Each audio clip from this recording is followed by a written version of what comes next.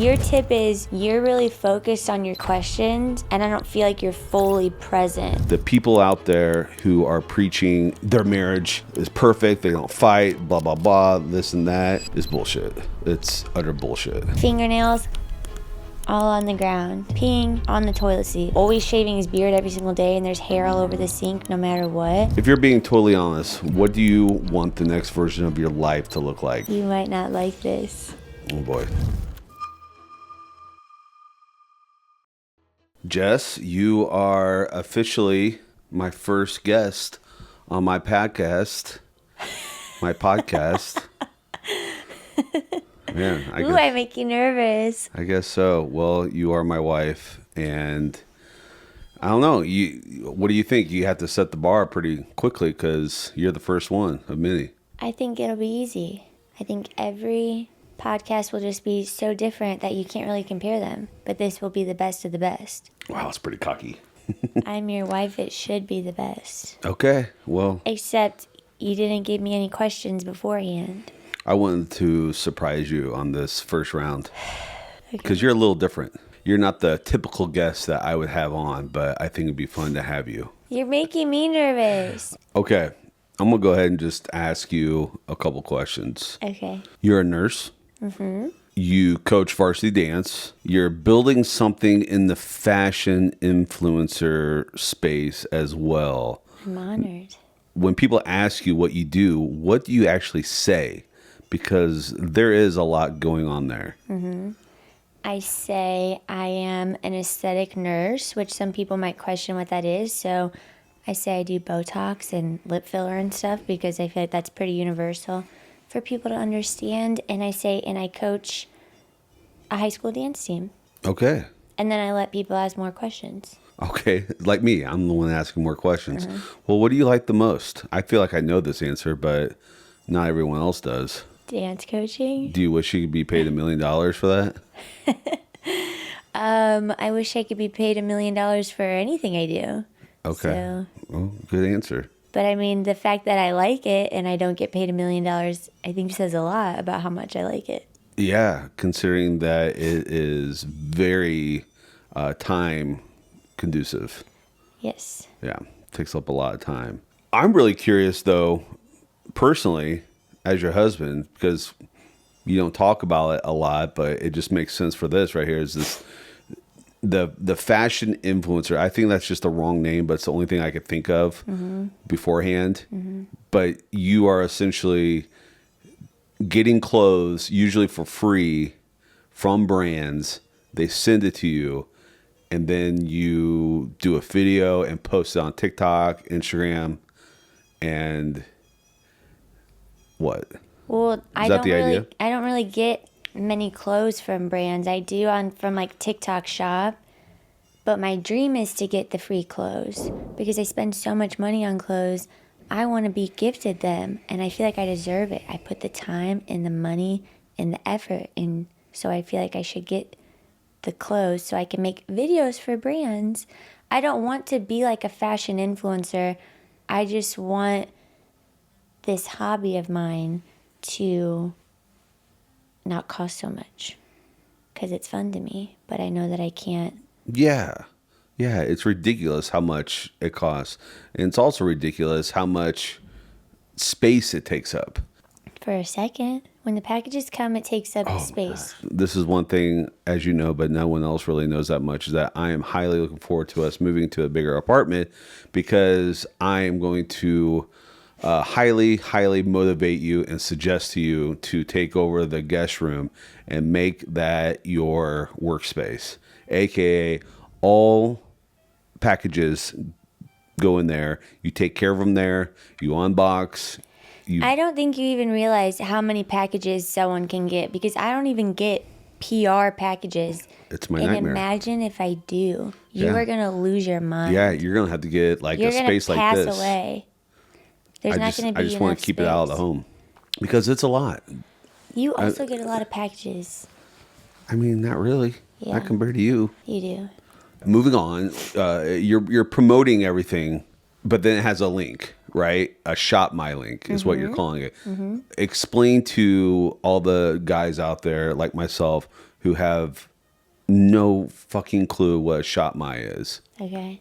Do you know like an Amazon affiliate page and how people have a storefront? Yeah. It's basically a storefront, but it's not just for one brand. It's for many brands that are available on Shop My. Not every brand is available on Shop My, but it's basically like your own little Amazon storefront for beauty, health and wellness, clothes, all items that are on Shop My.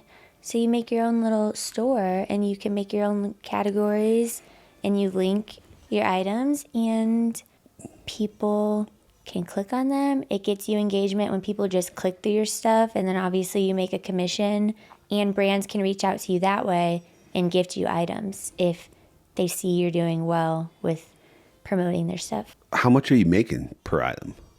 It depends. Every website's different, but some websites is 6% commission, some websites 15% commission. There's also websites that will do random. So if you're selling a $100 dress, you're making $5 per sale. Maybe. Roughly. I've done it only maybe since December or the fall, and I don't have a lot of engagement, but I've made over $400, which I know obviously from the fall to now, $400 isn't much, but that means a lot of stuff has been bought because not everything has a high commission. But sometimes they'll do specials. Brands will reach out, hey, for this week, we're doing 30% commission on dresses. So then you know to be posting that brand a lot that week. So I've been doing better at posting stuff on my stories, and I can see that I get a lot of clicks when I post stuff on my stories. And I'm trying to move up to the trendsetter tier so that brands can gift me things more frequently. What's that require? More engagement. How much more? I need 15 more points. How do you get a point? People clicking on your stuff, visiting your page, buying stuff, sharing your links. I don't really know all it entails. It's not like one click equals 1 point. But I think you can also go back in points. So I've been at a high amount of points, and if I haven't gotten a lot of engagement that week, I've jumped back a few points. So what is the overall vision that you have with this platform? To get clothes that I actually like and love, and brands, not just clothes, but beauty stuff, wellness, that I use every single day, and to be gifted this stuff so I'm not spending so much money on the things like I do now. I spend a lot of money, but it's stuff that I actually use. So I don't want just free stuff from random brands. I want free stuff from brands that I actually use every day and that I like, and non-toxic brands and wellness brands and clothes, because I love clothes. You're also coaching high school girls in dance. That is clearly not a big moneymaker, right? So what keeps you showing up for that? My heart. Your heart shows up for you? Mm-hmm. Well, it's not about, even like I said, even if I was making a lot of money from it, I'm not. It's the fulfillment out of it. And it's challenging in a way that I love. It brings me back to when I was on the team, and I loved that time in my life, and I like being a part of the girls in high school, a part of their journey, and helping them and having that connection with the girls like I had when I was on the team. I had a good connection with my coaches, and so, I mean, that makes it when you're in a sport, if you don't vibe with the coach, like you could end up hating a sport because a coach could ruin it for you. So I obviously would never want to be that person in somebody's life. And I feel the connections and helping girls reach a higher potential, it makes me happy. I feel fulfilled when I leave practice. And leaving practice, getting to practice, that is an hour drive each way. Mm-hmm. And that doesn't bother you. And you're doing this 2-3 times a week, if not more. Sometimes it's like, oh, I don't want to drive, but I'm excited to go to practice. It's crazy because I actually do look forward to going to practice. And so that shows me like, okay, yeah, that drive might be annoying and might suck because of traffic and whatnot, but I'm going to some place that I want to be. So it can get redundant, the drive, but if you had the opportunity here in Chicago where you live to coach a varsity dance team, and that's only a 5-10 minute commute, you wouldn't do it. I don't think there's a 5-10 minute commute 15, anywhere in 20 minutes. How about that? I don't know many high schools in Chicago. Because my that- point is that this is more of a passion for your alma mater high school, Crown Point. Well, yeah, it's like I said, it's not just about that connection that I had in high school with the girls. It's about giving that same connection with the girls now as a coach, but in the same program with the same high school, because that's where my passion is. My passion really wouldn't be, I know that I could be fulfilled and I'm sure I would enjoy it elsewhere, but it just wouldn't be the same. And I don't really want to risk that because I'm happy with how it is. That's always been the part that has stumped me, because I can't decide, are you just really into coaching, or are you just really into dance, or are you just really into Crown Point High School? All three. I know, but like you look at like other coaches, I mean, granted, this is not the same comparison, but I think of coaches like in the collegiate levels, or let alone the professional levels. Those people can bounce around. Yeah, because they're making millions of dollars. So if you're getting paid, if someone offered you like, hey, I feel like, yeah, their heart's in it maybe, but their heart is probably focused more on money. Yes, I wish I was making more money, but it's like if someone was offering me double of what I was making now in Chicago, I wouldn't take it because it's really not that much of a difference. well, yeah. When it comes to those numbers, yeah, it's not. What if this magical, the School of Hogwarts called you up? For what? Oh my gosh. You're going way too deep onto this. I'm not. I just think that you don't like to.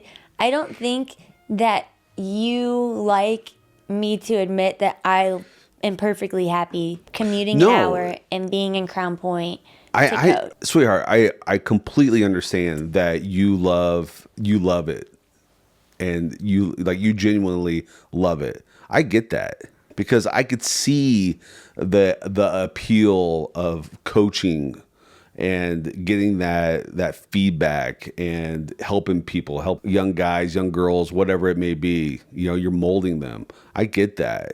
And I think that's really neat that you do that, because I see that I would enjoy that as well. But I also see the other side of it, where it takes up a lot of time. Do you know how much time it would take to coach another dance team, whether it was 5-10 minutes away compared to an hour away? Exactly. It would still take up a lot of time. Right. It'd still take a lot of time. So it takes up not only a lot of time, but it's the commute back and forth and the very low pay. That's where I'm just like, with this conversation, to dive deeper, I'd like to know, what is it that motivates you the most? Is it because it's the Crown Point program that you grew up in, or is it coaching in general, or is it dance in general? All three can exist. I really can't tell you what stands out the most. It's a lot of things. How about if Crown Point didn't, like, they shut down the program? Okay, imagine that. Okay. And then a neighboring school offered you a job. A school here in Chicago offered you a job.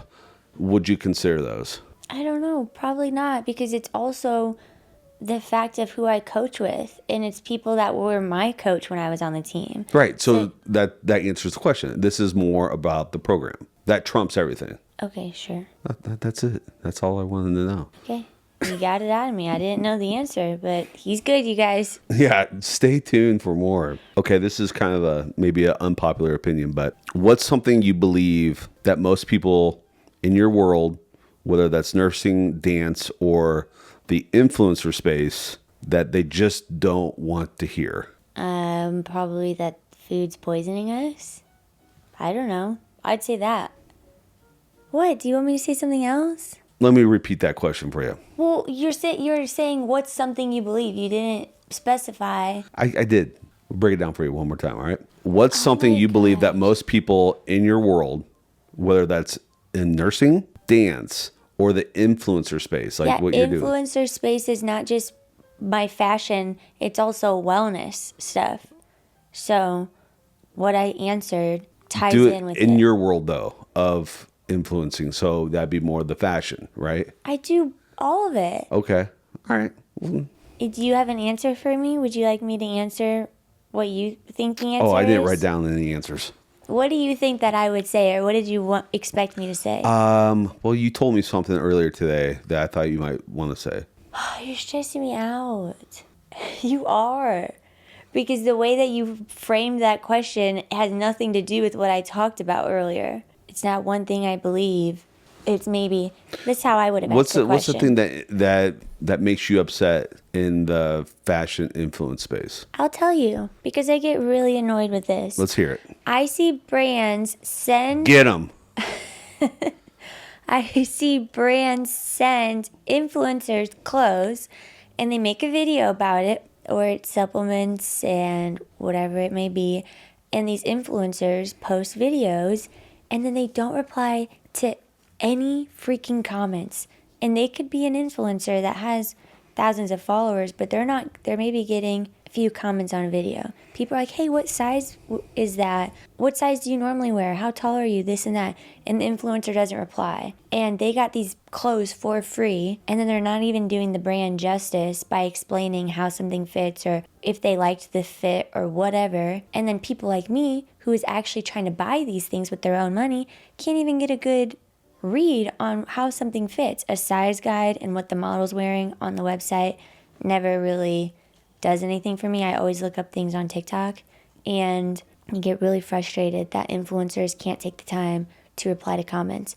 I get if you're Alex Earl and you have millions of followers, you can't reply to every single comment. But even her, she replies to more comments than these influencers do. And it really upsets me because I've gotten videos with literally 16 million views. And I've replied to more comments than these people that get 100 views on a video reply to. Do you think that it would help if they took note and did more of like once a month they did like a Q&A? They asked their followers to ask them questions and they take them and do a video on it? Like brands? No, the influencers. Or Maybe. you're talking about, do you want direct feedback about certain items that they're promoting? I'm saying you watch a girl get gifted literally $2,000 worth of clothes. And it's like, this brand is so sweet. They sent it to me. They make a whole entire video about it. They don't mention what size they got. They don't mention anything. And people are replying in the comments, what size did you get? How tall are you? I like to know these things. And then they don't reply. And it's like, you're not even helping. Like the brand just sent you that and the brand's essentially losing money because to me, brands could do a lot better if they give their items to the right people who are willing to tell their audience how something fits. And when I reach out to brands to try to get free clothes, it's happened before, but I'm like, I will talk about how something fits and the sizing of something. Like, give me a chance because I try to watch videos and I don't know what to buy from you because the people you gift your stuff to don't tell their audience about the sizing and they leave their audience high and dry and I'm confused. I mean, there's such a different world than I live in. It is. It just is. I'm listening and I'm understanding. I'm just like, wow. Do you get it? I do I get feel like it. I'm being very specific. You are being very specific, and I get it. It's just I've never experienced anything like that. It But then pisses me again, I don't live in this world. I've been wearing some of the same T-shirts. Yeah, and you buy clothes that don't fit you. You bought those like European shirts and they were this big. And I'm like, true. If you just took time to, hey, what's it? Literally, you can find so much on TikTok. I'm like, I type in specifically Princess Polly beige plaid jacket with the name. I see so many videos of girls and I watch so many videos. I just want to see one girl that looks like my size say what size she's wearing. And it's really hard to find because I like the sizes. I don't like to return stuff, believe it or not. I get it. I mean, I've never went and searched specifically for something like that. The things that I do buy, if I ever do buy anything, are that I struggle with are pants. Pants. And that's the most confusing fucking Tell them thing. the story. What story? That we went to Lululemon and you bought a pair of shorts and they fit. And then 2 days later he goes to put them on and they don't fit. Well, I guess I didn't need to tell the story then. And I had to go exchange them. I mean, there is no way that I gained that much weight in that short amount of time. I'm confused. I'm confused too. I think they got switched out because now that I'm thinking about it, I think you might have gave me two different pairs. and I grabbed the wrong one. Let's It has hope. to be. Let's hope. But either way, it still drives me nuts that I usually wear a 36 waist. Mm-hmm. All right.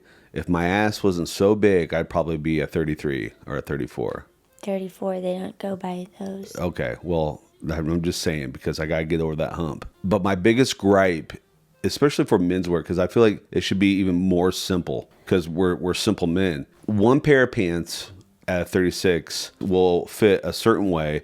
Then you go to another brand, there'll be a different way. Then the other is a different. Yeah, I know, it's And annoying. I don't understand that. Why can't they all be under the same system? That's why I look up on TikTok how something fits, because I am a different size everywhere. It doesn't make any sense. Like they need to have like a universal sizing. Yeah. Australian brands are really popular, and for women in clothes, and obviously their sizing is different. So it's very confusing. You're like, is this an Australian 2 or is it a US 2? Because Australian 2 is like a US 0 or something. Right. I don't know. So sizing's weird. And that's what I want, is to be able to figure out how something fits and an influencer reply to my comment. What size are you wearing? It's not that hard. Yeah, well, I mean, maybe there should be a rule that once you get to a certain point of followers, that you have someone that can manage your social media and moderate comments. Or when brands send you thousands of dollars of clothes, they say, please tell people what size you're wearing. Or it could be that simple. Yeah, all right, cool. Man, you really got heated on that one. So we've been together for basically 6 years now. Pretty wild. Whoa. Yeah.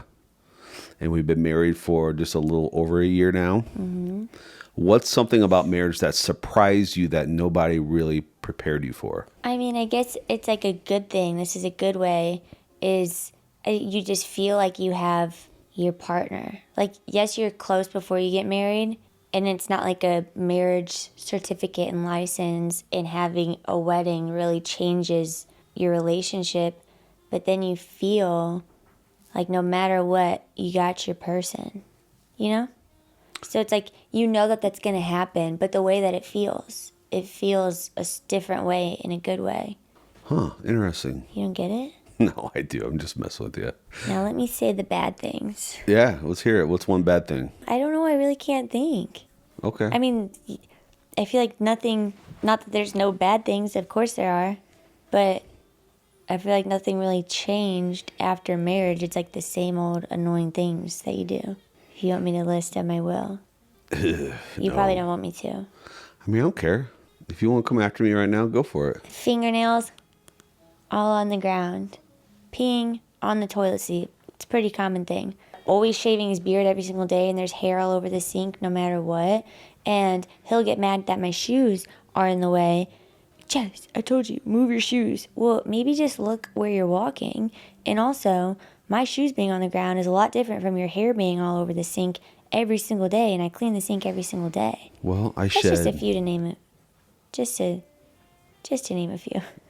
Well, you know what? That's great that you feel that way, because I'm not going to come after you. Yeah, you shouldn't.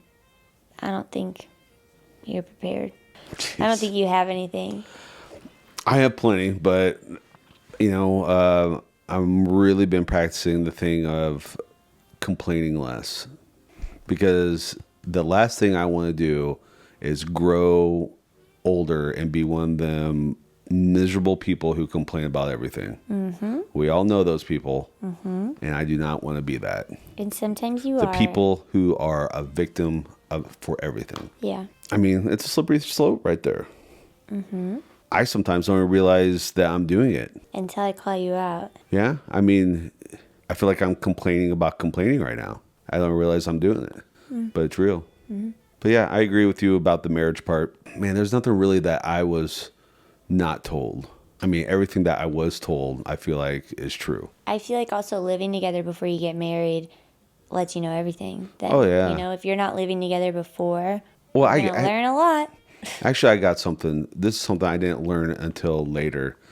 I mean, I might have been told it. You might have told me this. You probably did in some way or another, but definitely learned it afterwards.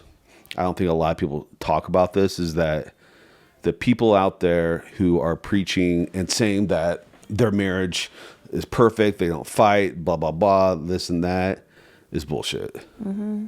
It's utter bullshit. And you used to follow a couple for a long time that didn't fight. They never fought. And you thought that that was the guide. And they are divorced. Yeah, no. Yeah. I lived in the fairy tale for a long time. But the fighting part, the bickering and stuff, it can get old, as we know. Mm-hmm. But at the same time, it's just part of it. Mm-hmm. I don't think it should be all the time. Yeah, no. But it's definitely part of it. Yeah, it's normal.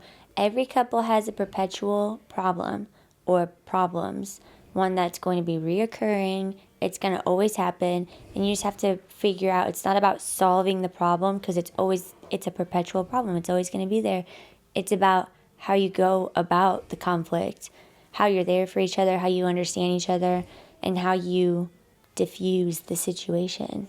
Can I give you a tip on your podcast? It doesn't have to be put in there. I mean, everything's being put on here, so go ahead, tell me. Your tip is you're really focused on your questions, and I don't feel like you're fully present. So like when I'm trying to have a conversation with you, it seems like a little bit it goes in one ear and out the other. We're not bouncing off each other enough. And this isn't just a tip with me, I'm just saying for like future people. I feel like this is what I was talking about last time, where it felt very serious because I wasn't getting like this, Nick. I was getting like, okay, now that this question's over, next. So it's like, I think it's not that you can't look at your phone to ask a question. If you're being totally honest, what do you want the next version of your life to look like? If everything went right, what does Jess' life look like in 5 years? You might not like this.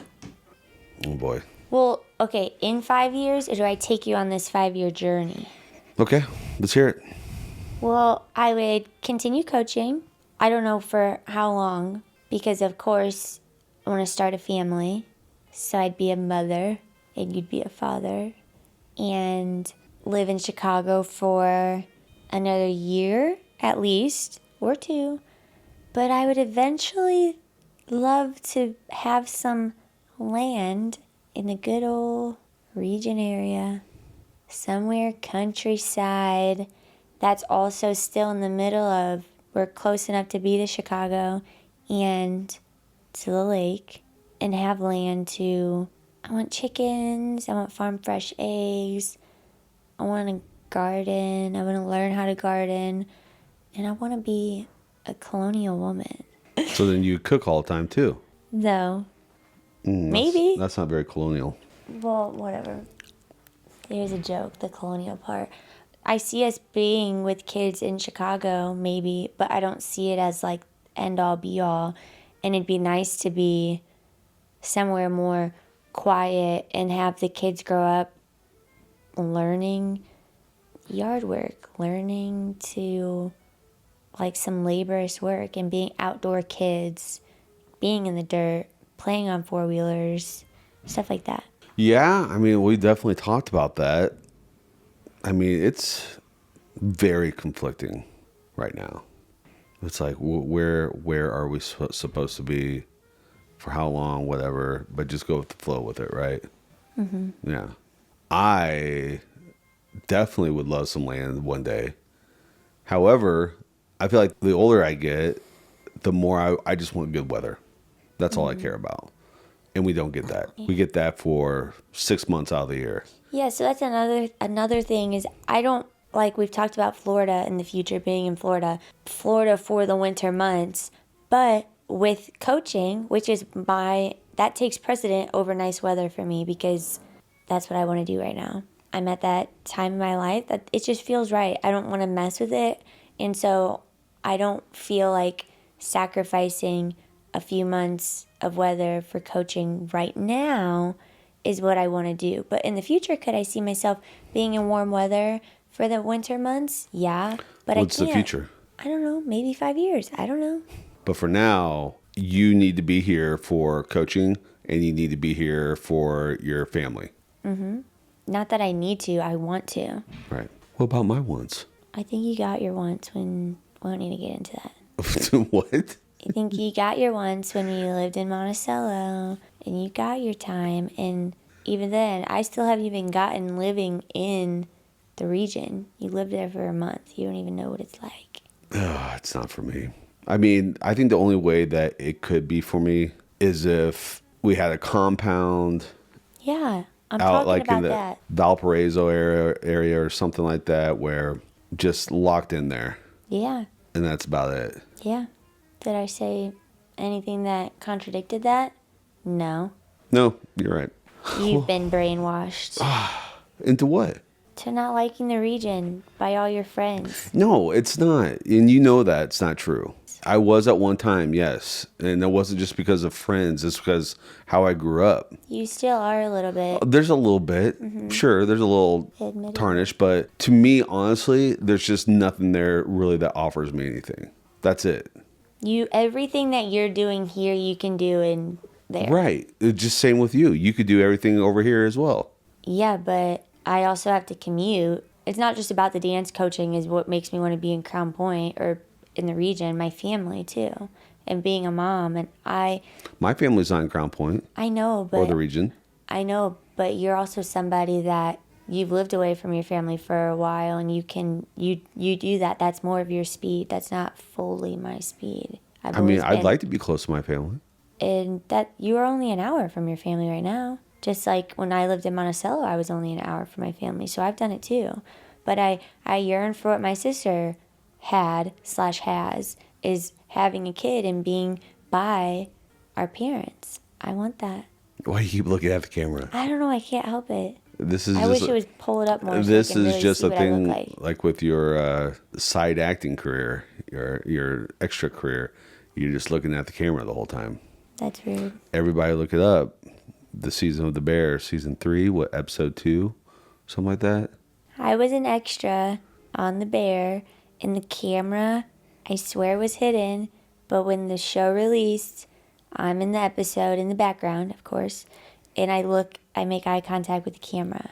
But I didn't know I was looking at the camera. But I'm fully looking at the camera in the episode. And it's supposed to be a funeral scene. I messed up. But they obviously didn't care. All right. Well, what do you say? Let's wrap this up. Well, let me ask you a question. Okay. Then we'll wrap it up. Okay. What are you most looking forward to that's in the next week or so? Oh, because of Disney World. Uh-huh. Yeah. I mean, Don't put on a facade in front of your podcast I'm people. not. I'm authentic. I'm real. There's no scripts. There's no intentions or anything like that here. Yeah, I'm looking forward to it. Voice gets high. Well, I'm being honest. I am looking forward to, because I set the precedent from the beginning, which I know you struggled with, where I don't want to know anything because of multiple reasons. Number one is that I'm usually the one who plans the vacations, so I know everything, which is okay. But for once, it's kind of like when you make me dinner or something. It's nice to sit back and being served. I don't get that a lot. So having a vacation plan for me, even though it's Disney World, yes, I struggle with that. Like, of all places, that is like the one place I want to go. But the more I've learned, like, this could actually be fun. Yeah. You It just could. have to let go. You Right. preach, just let go, surrender, all these things. I don't. You I need think to I've work said on that maybe a couple times in my life in the No. beginning, and you've been holding me to it. No. You say that a lot. I don't. You do. Okay, whatever. The biggest struggle in my life right now is letting go. And I feel like this is going to be either it's going to be a big help or it's going to be a big test for me. I think it's going to be both. Yeah, it could be. And to me, this marks kind of a beginning for that. It's like I've been prepping myself for I it. think it'd be different if you and I were like waiting years to go on a vacation, but we're very blessed to have gone on many vacations together, and we've all done the leisurely vacations, relaxing. We've been to Europe, we've been to the Bahamas, we've been to Cabo, we've been on adventurous vacations like going to Colorado, and we've done it all, but we have yet to do something like this, so it's going to be different for the both of us.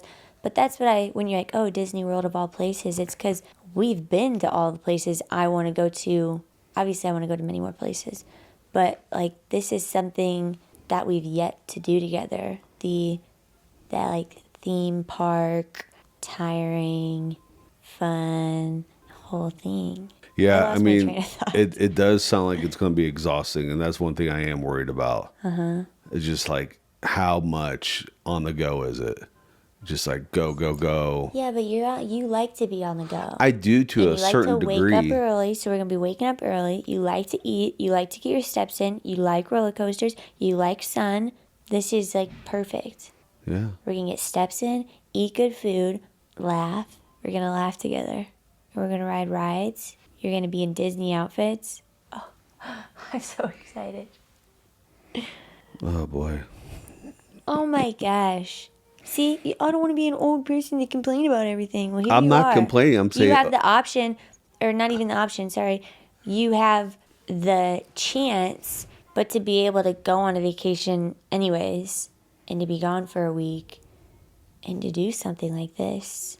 So you should be all of the excited. All right. Well, I think that's a good place to stop right there. I want to talk more. Oh, you do? Do you have something else to say? No. How about we come back to this at a later time? After Disney, and we do like a Disney debrief. We could maybe do a Disney debrief.